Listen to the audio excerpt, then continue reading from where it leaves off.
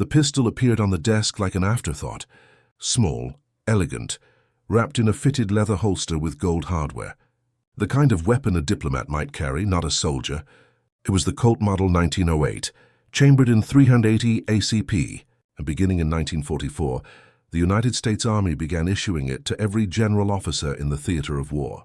Omar Nelson Bradley looked at it, picked it up, felt the weight, 24 ounces, 7 rounds in the magazine, a 4-inch barrel dressed in polished blue steel. He set it back down. And then he reached for something else. What Bradley chose to carry instead, and why, tells us more about the man than 1,000 official portraits. It is a story about trust, about identity, and about the kind of general America needed in the darkest chapter of the 20th century. This is that story. And if you want more stories like this, the untold details behind the weapons, the decisions, and the men who shaped the Second World War, make sure you subscribe to this channel and hit that bell. We dig into the history that the textbooks leave out. He was born on February 12, 1893, in Randolph County, Missouri, a place of flat fields and hard winters, where men were judged not by what they said, but by what they did. His father was a school teacher who died young, leaving the family with little. Bradley worked as a boilermaker before a neighbor suggested he try for West Point. He passed the entrance exam. He enrolled in 1911. West Point in that era was a crucible. The men who graduated shaped the American military for the next 40 years. Bradley's class of 1915 became known, with a mixture of pride and astonishment. As the class the stars fell on. Of the 164 men who graduated, 59 would become general officers. Among Bradley's classmates, a lean, intense young man from Kansas named Dwight D. Eisenhower. Bradley and Eisenhower were friends from the start, but they were different men. Eisenhower had a politician's instincts, warm, strategic, able to manage vast egos and coalition pressures. Bradley was something quieter, more deliberate. He listened before he spoke. He observed before he acted.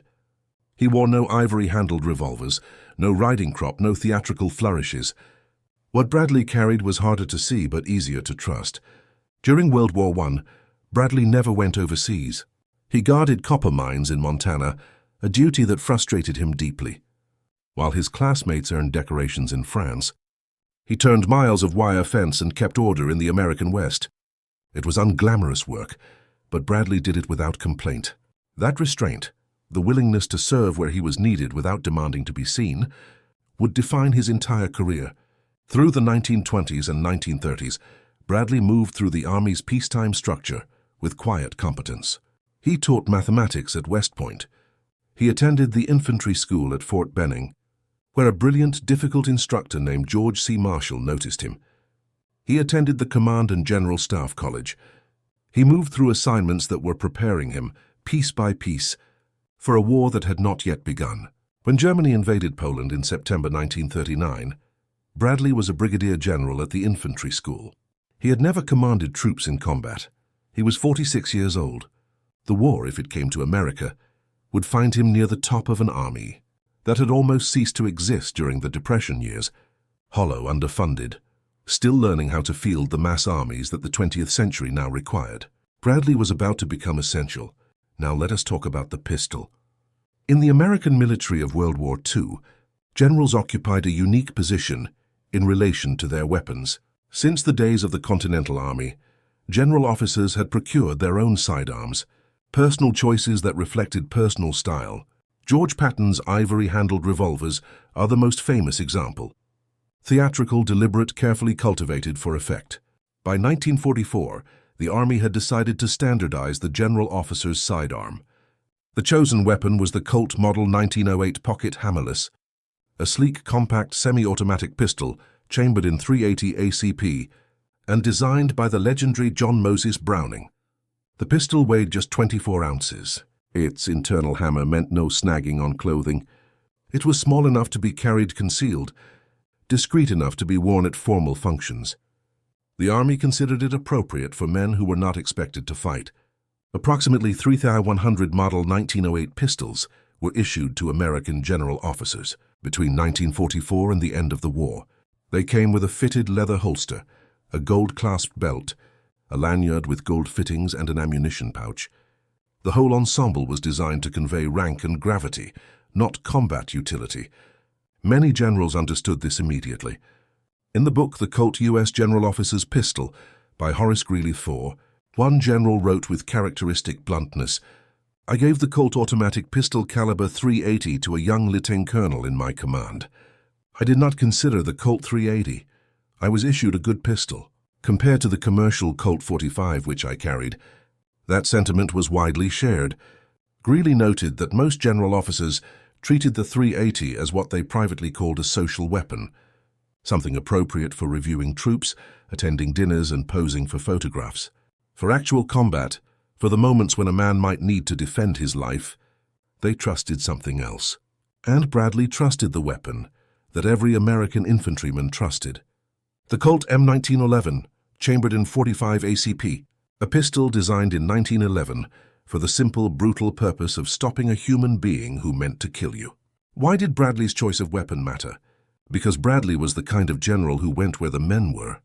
In the summer of 1943, Bradley commanded the II Corps in Tunisia after Eisenhower relieved Lloyd Fredendall following the disaster at Kasserine Pass. The American army had been humiliated. Rommel's Afrika Korps had torn through green American troops and exposed fundamental failures of training, doctrine, and leadership. Bradley arrived and did what he always did. He went forward. He visited units. He talked to officers and enlisted men alike. He asked questions and listened to the answers. He made changes based on what he learned, not from reports but from direct observation. He was not building a legend. He was building an army. In Sicily that same summer, under Patton's 7th Army, Bradley commanded the II Corps again. He watched Patton's volatile brilliance produce spectacular results and catastrophic errors in almost equal measure.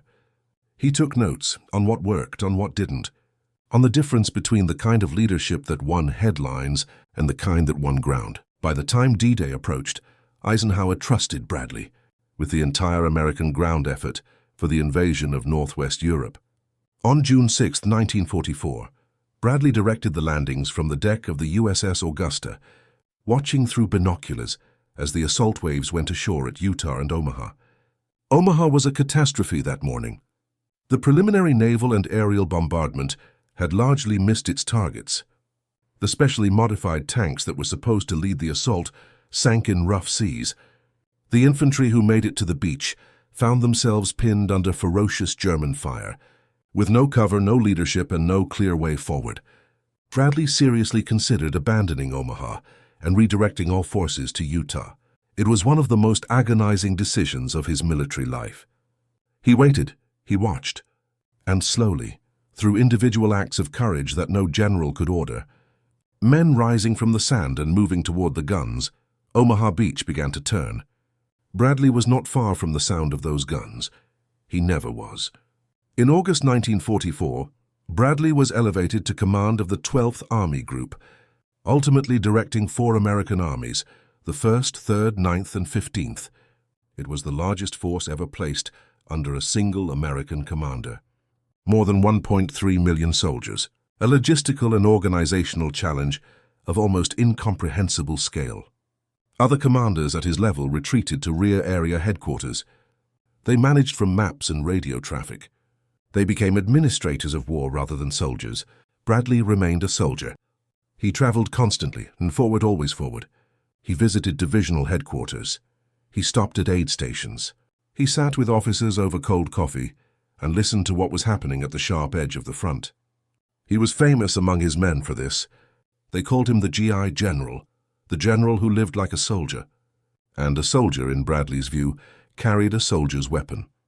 The .380 that the Army issued him was a gentleman's pistol. It was accurate enough at close range, reliable enough in clean conditions, and compact enough to disappear under a dress uniform. 7 rounds of .380 ACP, a cartridge designed, as one general put it, for social occasions. When Bradley went forward, when he was close enough to the front lines that a German patrol, or a stray enemy aircraft, or a wrong turn on a French country road might turn a visit into a fight, he wanted something different in his holster. He wanted the .45. The M1911 was everything the .380 was not. It was heavy, nearly 2.5 pounds loaded. It was large, 8 inches of blued steel. It held 7 rounds of .45 ACP, a cartridge with enough energy to stop a threat with authority. It was not a weapon you carried to dinner. It was a weapon you carried because you understood that the world you were operating in was fundamentally dangerous. Bradley understood that. He had seen what happened to men who forgot it. The winter of 1944 brought the worst crisis of Bradley's command. On December 16, 1944, the Germans launched a massive counteroffensive through the Ardennes, the assault that would become known as the Battle of the Bulge. 3 German armies struck along an 85-mile front, driving deep into Allied lines, surrounding the 101st Airborne Division at Bastogne, and threatening to split the Allied forces in 2. Bradley's headquarters was at Luxembourg City, less than 40 miles from the forward edge of the breakthrough. The situation was so fluid, so rapidly deteriorating, that no one could say with certainty where the Germans were and where they weren't. Roads that had been safely behind Allied lines in the morning might be in German hands by afternoon. Bradley moved through this chaos with characteristic steadiness. He drove roads that might have been cut. He visited units that were hanging on by discipline and will. He made decisions under conditions where the information was incomplete. The enemy's intentions were uncertain, and the margin for error was almost non-existent. He had his .45 with him, not because he was performing, not because a photographer might be watching, because this was the reality of the battlefield, chaotic, fluid, lethal, and a man who understood that reality carried a weapon equal to it. The Battle of the Bulge cost the American Army over 75,000 casualties. It was the bloodiest battle in American history in the European theater. But it failed. The Germans exhausted their last strategic reserves in the assault. By the time the battle ended in late January 1945, the Wehrmacht had nothing left. Bradley's 12th Army Group crossed the Rhine in March 1945, the first Allied forces to cross the Great River since Napoleon. They drove deep into Germany, liberating concentration camps, accepting surrenders by the hundreds of thousands, and linking up with Soviet forces advancing from the east. Germany surrendered on May 8, 1945. When the war ended, Bradley came home to a grateful nation. But the world did not give him long to rest. In 1948, he became Chief of Staff of the Army. A year later, he became the first chairman of the Joint Chiefs of Staff. He oversaw the American military's response to the outbreak of the Korean War in 1950, opposing MacArthur's desire to expand the conflict into China, with words that became famous. To do so, Bradley said, would be the wrong war at the wrong place, at the wrong time and with the wrong enemy. In 1950, Congress elevated the rank of General of the Army to a permanent distinction, and Bradley became the 5th man and the last to hold 5 stars. He lived until 1981.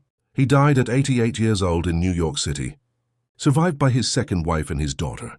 He was buried at Arlington National Cemetery. The pistol he carried through Normandy, through the Bulge, through the drive into Germany. The plain, heavy, unadorned M1911 went with him through all of it. Not because it was glamorous, not because it made a statement, because it was the right tool for the work he had chosen to do. There is a thing that soldiers understand, and that civilians sometimes struggle to grasp. Equipment is not neutral. The choices a man makes about what to carry, what to wear, what to eat, and where to sleep, these choices communicate something about identity. They tell the people around you who you are and what you value. Bradley's choice of the M1911 over the Army-issued .380 was a statement made in steel and silence. It said, "I am not above this, I am not separate from this.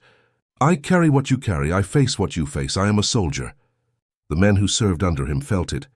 They called him the GI General, not because he was modest, in the way that some leaders perform modesty, calculating, strategic, designed for public consumption. They called him that because he was genuinely, fundamentally, irreducibly one of them. The generals who gave away their .380s and reached for the .45, and there were many, were making the same choice in their different ways. They were saying the small pistol is for show, the big pistol is for war. And I am here for war. Omar Bradley was always here for war. Not because he loved it. The record makes clear that Bradley found war horrifying, a necessary evil, not a glorious adventure. He wept at the sight of American dead. He lost sleep over decisions that sent men into situations where some of them would not return. He spoke about the cost of war with an honesty that some of his contemporaries found almost uncomfortable, but he went forward anyway. He carried the soldier's weapon anyway. He chose every day to lead from the front rather than from behind. That is the legacy that outlasts the pistol, outlasts the rank, outlasts the medals and the monuments and the 5 silver stars. Omar Bradley understood that the only way to truly lead soldiers is to be one. Not to pretend, not to perform, to actually live as much as rank allows, inside the same reality that your men inhabit. The 380 was given to generals because they were not expected to fight. Bradley carried the 45 because he refused to make that bargain. He was always ready to fight. And that, more than any battle plan, more than any order of battle, more than any of the 1,000 decisions he made in the crucible of the most destructive war in human history, is why the soldiers who served under him trusted him with their lives. History remembers the generals who were dramatic, the ones who wore the silk scarves and the riding crops and the ivory-handled revolvers. They make for better photographs. But the men who actually won the Second World War trusted something different. They trusted the general who showed up cold and muddy at their positions in the Ardennes in December. They trusted the man who sat with them and actually listened. They trusted the general who carried the same weapon they carried, not to make a point, but because there was no other kind of man he knew how to be. Omar Bradley, 5-star general, first chairman of the Joint Chiefs, commander of 1.3 million American soldiers, and a man who, when the army handed him a gentleman's pistol, reached past it for something better, something he could trust, just like the soldiers who trusted him. If this story moved you, if you believe these men and these moments deserve to be remembered, please subscribe to this channel, give this video a like, and share it with someone who loves history. Every subscription helps us keep telling these stories. Hit that bell so you don't miss what's coming next, because the history isn't over. We're just getting started.